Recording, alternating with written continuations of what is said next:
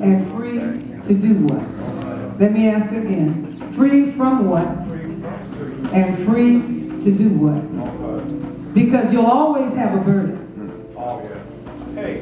Somebody said, well, I want to be rich like Beyonce. But that girl works hard for the money. You better understand what I'm saying? She works hard for the money. Make no mistake about it. When you have all your things, all that's going on, you working in the gym, you better understand me.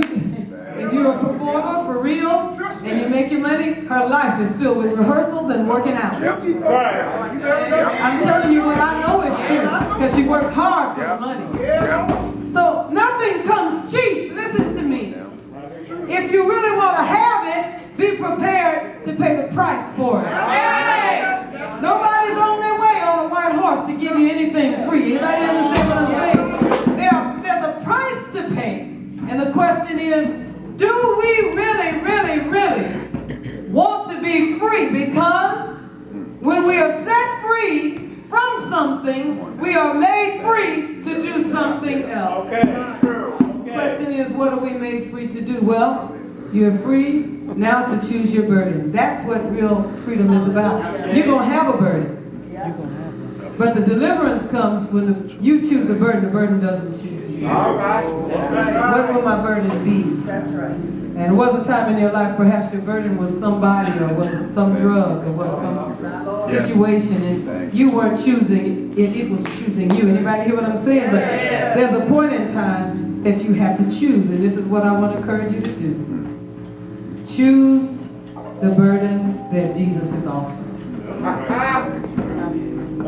Choose the burden. He said, come to me, all you who labor and are heavy laden. I will give you rest. Take my yoke upon you.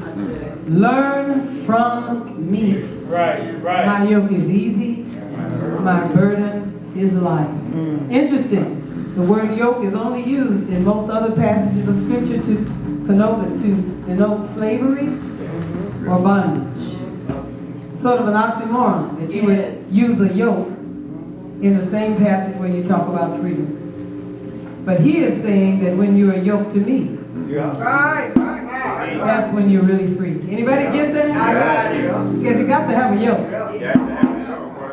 You understand what I'm saying? I said you got to have a yoke. And he's saying that if you're yoked to me, you're really free. A yoke on your back, on your neck, means that somebody is turning you to the right.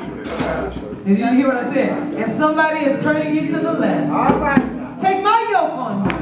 Learn from me.